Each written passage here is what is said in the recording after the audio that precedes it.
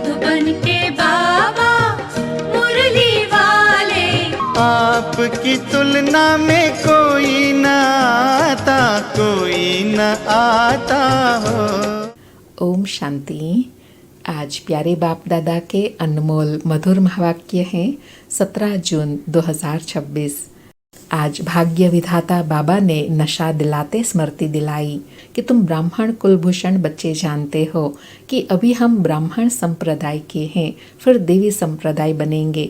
बच्चों को बाप बैठबे समझाते हैं, जबकि बेहद का बाप सन्मुख है और उससे बेहद का वर्षा मिल रहा है, तो बाकी और क्या चाहिए। फिर आश्चर्य खाते बाबा ने कहा कि भक्ति मार्ग वाले भगत भगवान को याद करते हैं अथवा आत्मा सजन या साजन भगवान को याद करते हैं, परंतु वंडर यह है कि उनको जानते ही नहीं।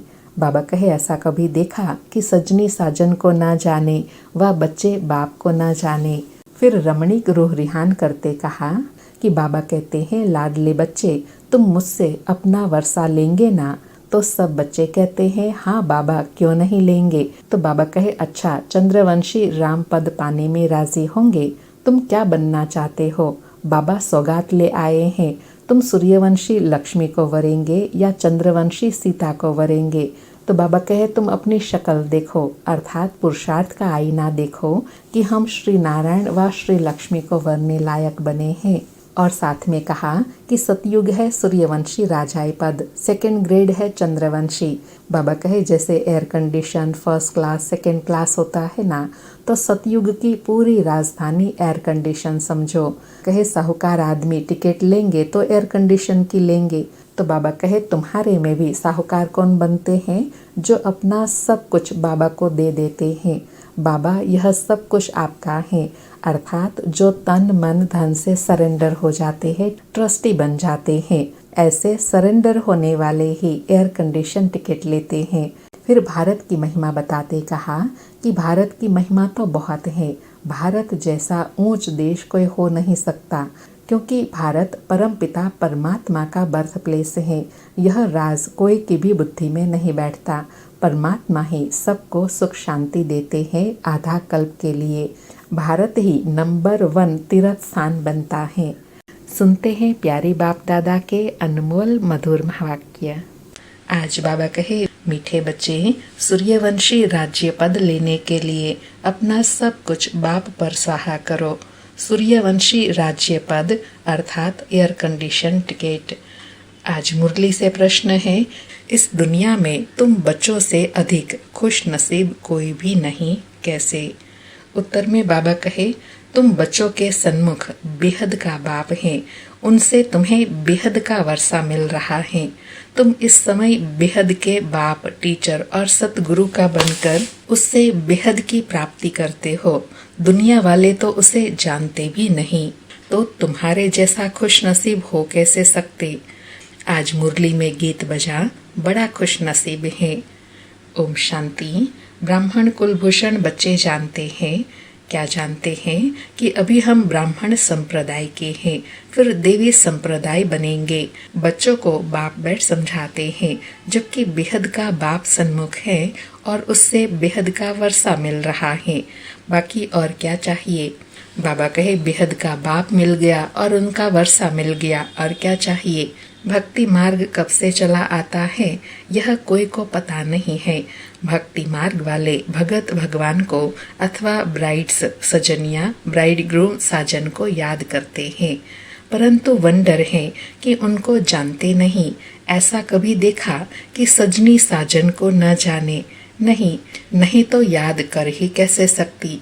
बाबा कहे, सजनी साजन को ना जाने तो फिर याद कैसे कर सकती। लेकिन यहाँ बाबा कहे, वंडर है, आत्मा सजनिया अपने अलौकिक साजन शिव बाबा को भूल जाती है। बाबा कहे, भगवान तो सबका बाप ठहरा, बच्चे बाप को याद करते हैं, परंतु पहचान बिगर याद करना सब व्यर्थ हो जाता है। इसलिए याद करने से कोई फायदा नहीं निकलता। याद करते कोई भी उस एम ऑब्जेक्ट को पाते नहीं। भगवान कौन है, उससे क्या मिलेगा, कुछ भी नहीं जानते। इतने सब धर्म, क्राइस्ट, बौद्ध आदि प्रिसेप्टर अथवा धर्म स्थापन करने वालों को उनके फॉलोअर्स याद करते हैं, परंतु उनको याद करने से हमको क्या मिलेगा कुछ भी पता नहीं है। बाबा कहे बस याद करते हैं, लेकिन याद से क्या मिलना है यह नहीं जानते। बाबा कहे इससे तो जिस्मानी पढ़ाई अच्छी है, एम ऑब्जेक्ट तो बुद्धि में रहती है ना।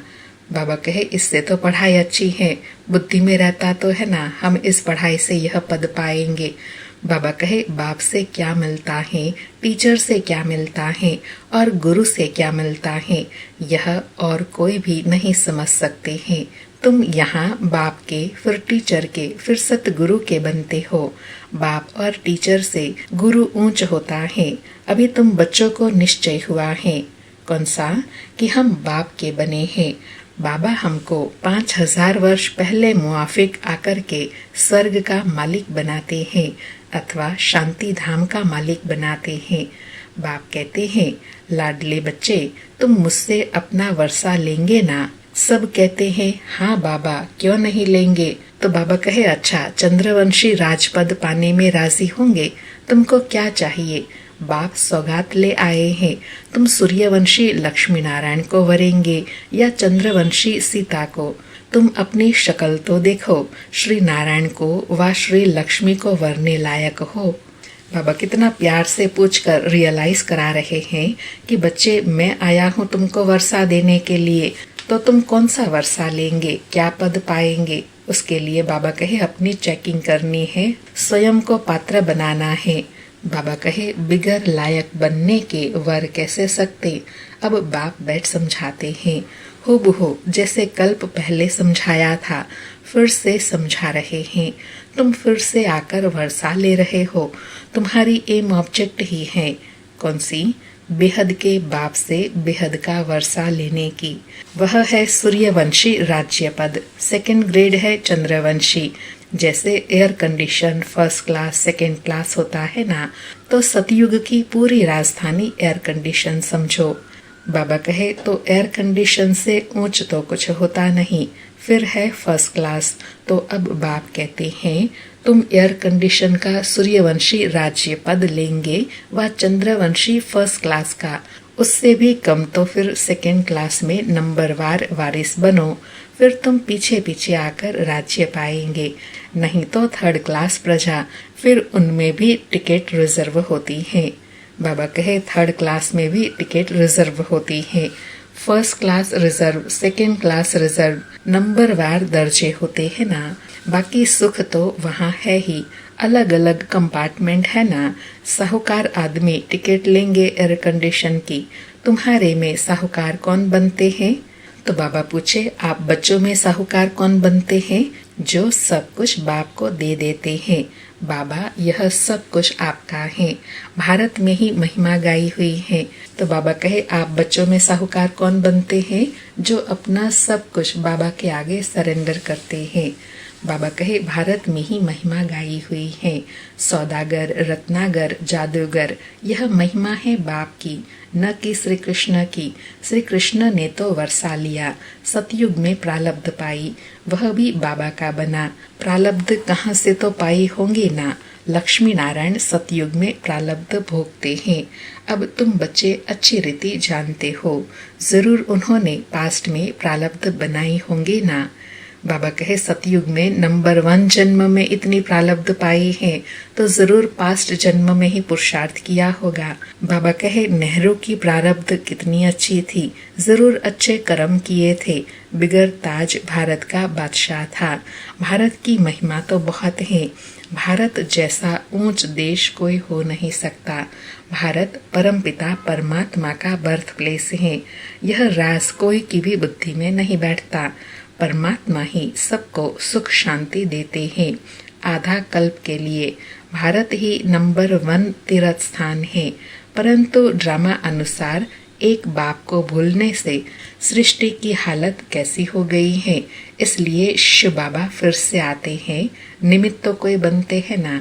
बाबा कहे जो तुम थे वह भूल गए हो, इसलिए बाबा फिर से स्मृति दिलाते हैं, स्मृति दिलाने के कोई तो निमित्त बनते हैं ना।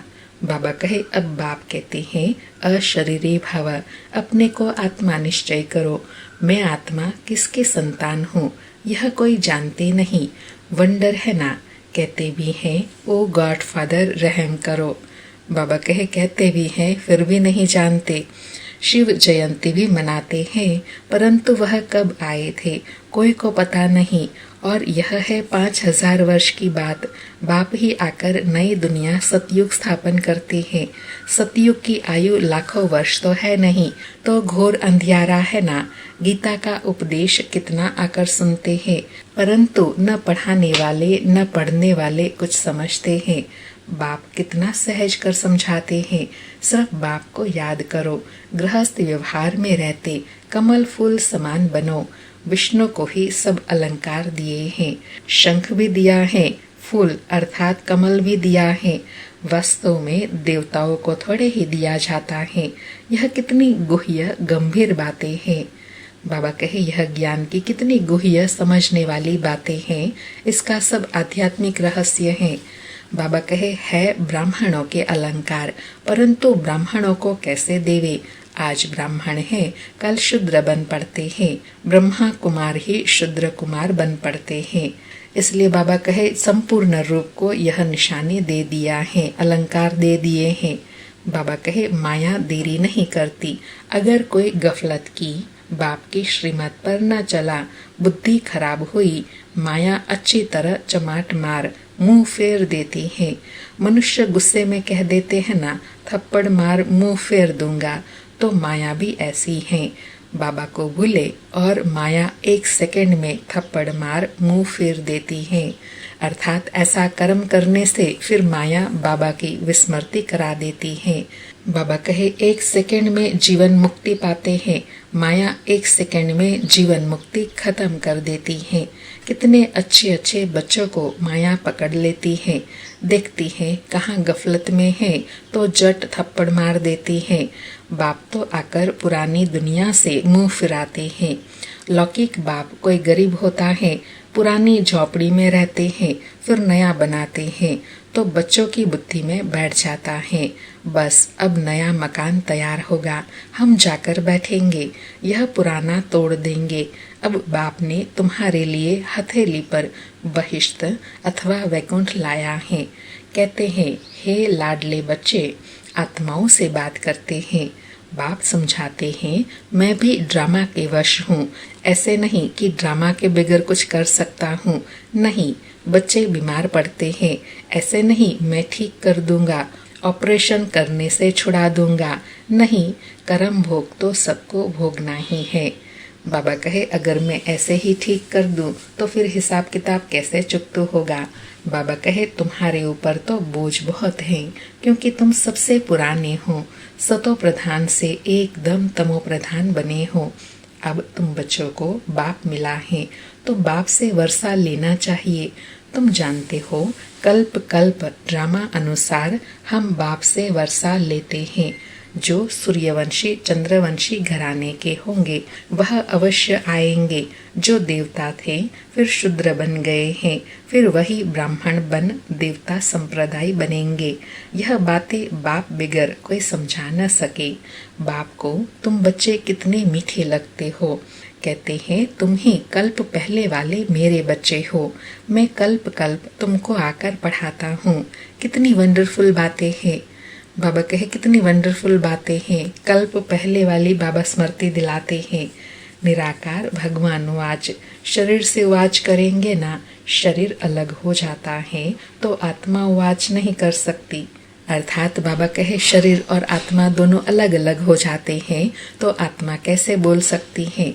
बाबा अब बाप कहते हैं, अशरीरी भव। ऐसे नहीं कि प्राणायाम आदि चढ़ाना है, नहीं। समझना है, मैं आत्मा अविनाशी हूँ। मेरी आत्मा में 84 जन्मों का पार्ट भरा हुआ है। बाप खुद कहते हैं, मेरी आत्मा भी जो एक्ट करती है वह सब पार्ट भरा हुआ है। भक्ति मार्ग में वहाँ पार्ट चलता है, फिर ज्ञान मार्ग में यहाँ आकर ज्ञान देता हूँ। भक्ति मार्ग वालों को ज्ञान का पता ही नहीं है। कोई ने शराब पिया नहीं तो टेस्ट का कैसे पता हो। ज्ञान भी जब लेवे तब पता पड़े। ज्ञान से सद्गति होती है। बाबा ने कितनी गुह्य बात समझाई कि किसी ने कोई चीज का टेस्ट ही नहीं किया हो तो उसकी वैल्यू उसको कैसे पता चले। जब टेस्ट करे तब पता चले क्या प्राप्ति होती है। ऐसे बाबा कहे ज्ञान है, ज्ञान से सद्गति होती है। तो जरूर ज्ञान सागर ही सद्गति कर सकते हैं। बाप कहते हैं मैं सर्व का सद्गति दाता हूँ। सर्वोदया लीडर है ना। कितने किस्म किस्म के हैं। वास्तव में तो सर्व पर दया करने वाला बाप है। बाप से कहते हैं हे भगवान रहम करो, तो सब पर रहम वो करते हैं। बाकी सब है हद के रहम करने वाले। बाप तो सारी दुनिया को सतो प्रधान बनाते हैं। उसमें तत्व भी सतो प्रधान बन जाते हैं। यह काम है ही परमात्मा का। बाबा कहे सर्व पर दया करना यह काम है ही परमात्मा का। बाबा कहे सारी दुनिया माना उसमें तत्व पशु प्राणी मनुष्य सब आ जाते हैं। तो सर्वोदया का अर्थ कितना बड़ा है। एकदम सब पर दया कर लेते हैं। स्वर्ग की स्थापना में कोई भी दुख नहीं होता है। वहाँ नंबर 1 फर्नीचर वैभव आदि मिलते हैं। दुख देने वाले जानवर मक्खी आदि कोई नहीं होते। वहाँ भी बड़े आदमी के घर में कितनी सफाई रहती है। कभी तुम मक्खी नहीं देखेंगे, कोई मच्छर आदि घुस न सके। स्वर्ग में कोई की ताकत नहीं जो आ सके। गंध करने वाली कोई चीज होती नहीं। नेचुरल फूलों आदि की खुशबू रहती है। बाबा स्वर्ग की महिमा सुनाकर अनुभव करा रहे हैं कि स्वर्ग में हवाओं में ऐसे नेचुरल खुशबू रहेंगी। बाबा कहे तुमको सूक्ष्म वतन में बाबा शुभ रस पिलाते हैं। अब सूक्ष्म वतन में तो कुछ भी है नहीं, यह सब साक्षात्कार है। वैकुंठ में कितने अच्छे अच्छे फूल बगीचे आदि होते हैं।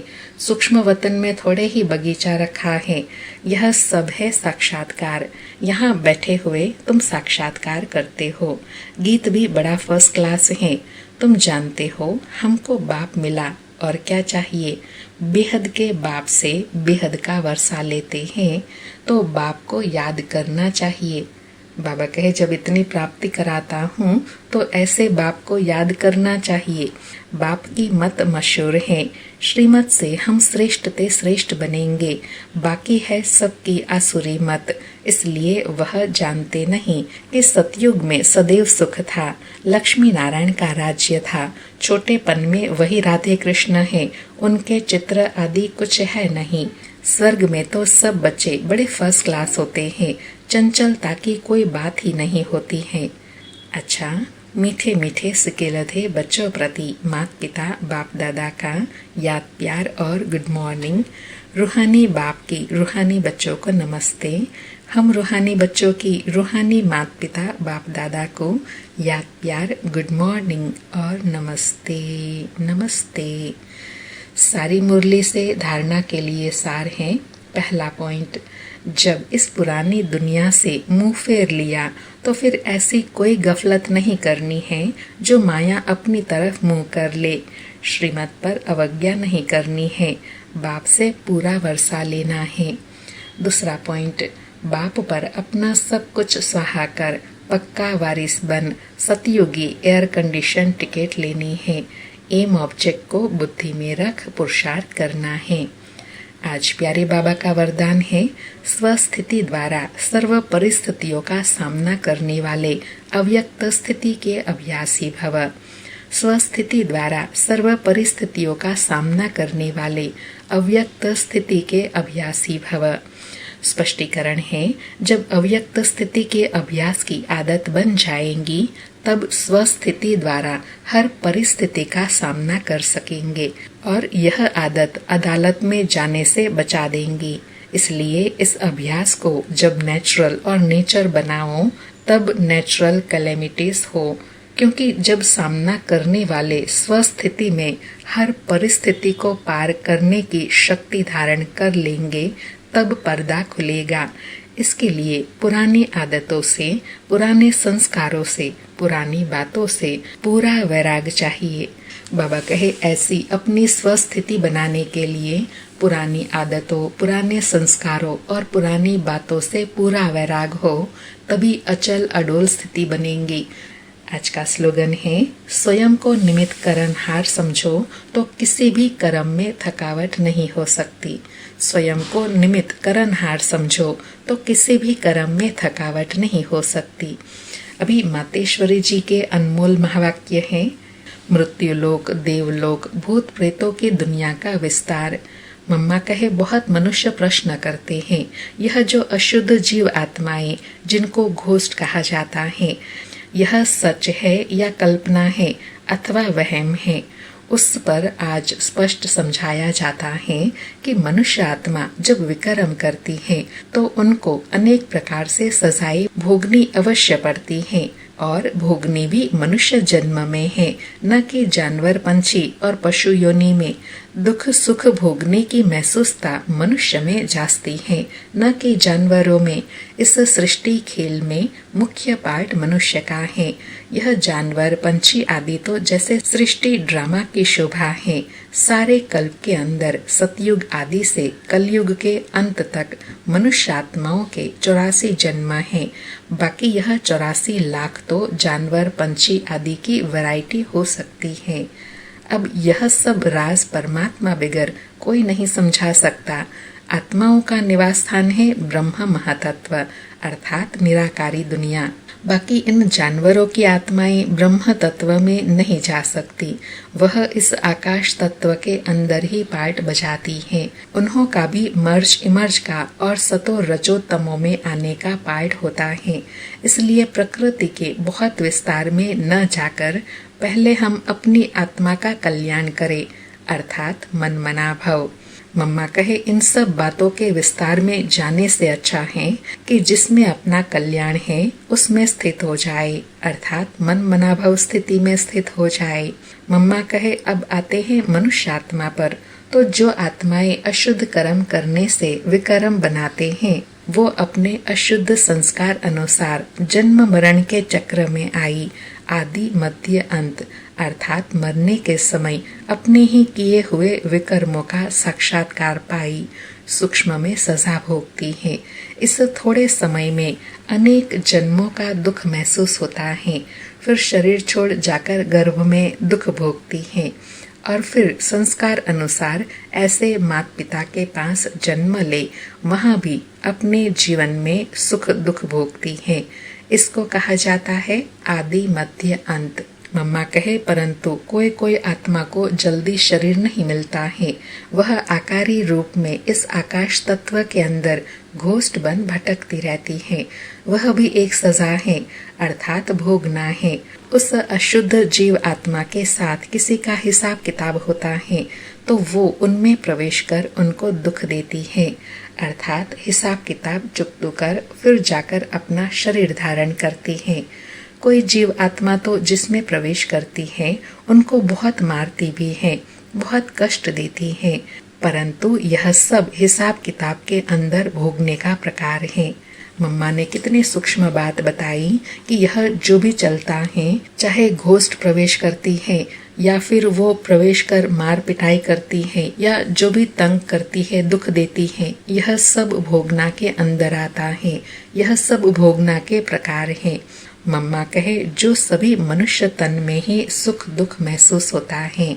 यह तो आपको समझाया गया है कि जो आत्माएं मुक्ति धाम से इस साकारी खेल में आती है वो बीच में वापस मुक्ति धाम में जा नहीं सकती, परंतु अपने किए हुए अशुद्ध शुद्ध कर्मों अनुसार संस्कार ले सुख दुख के चक्कर में आती हैं। सभी आत्माओं का पुनर्जन्म होता है, सिर्फ एक परमात्मा का नहीं होता है। मम्मा कहे, जो आत्मा जैसा कर्म करती है उसी कर्मों के अनुसार उसका पुनर्जन्म होता है। अच्छा, आज के अव्यक्त इशारे हैं, सदा हर्षित रहने के लिए अपनी नेचर को सरल बनाओ, सहनशील बनो। बाबा कहे, बाप दादा को सबसे प्यारे साफ दिल वाले बच्चे हैं। साफ दिल सदा बाप दादा के दिल तक तनशीन है। वे वृत्ति में, दृष्टि में, बोल में, संबंध संपर्क में सरल और स्पष्ट एक समान दिखाई देते हैं। सरलता की निशानी है दिल दिमाग बोल एक समान, दिल में एक बोल में दूसरा। यह सरलता की निशानी नहीं है। सरल स्वभाव वाले सदा निर्माण चित निरहंकारी निस्वार्थ होते हैं। वे सरल चित, सरल वाणी, सरल वृत्ति, सरल दृष्टि वाले होते हैं। बाबा ने सरल आत्मा की निशानी बड़ी सिंपल बताई कि उनके दिल, दिमाग और बोल एक समान होंगे, जिसको कहते हैं ना अंदर बाहर एक समान होंगे। जिनका चित्त सरल होता है, वाणी भी सरल, वृत्ति भी सरल और दृष्टि भी सरल होती है। अच्छा, ओम शांति। शुक्रिया बाबा, शुक्रिया मम्मा।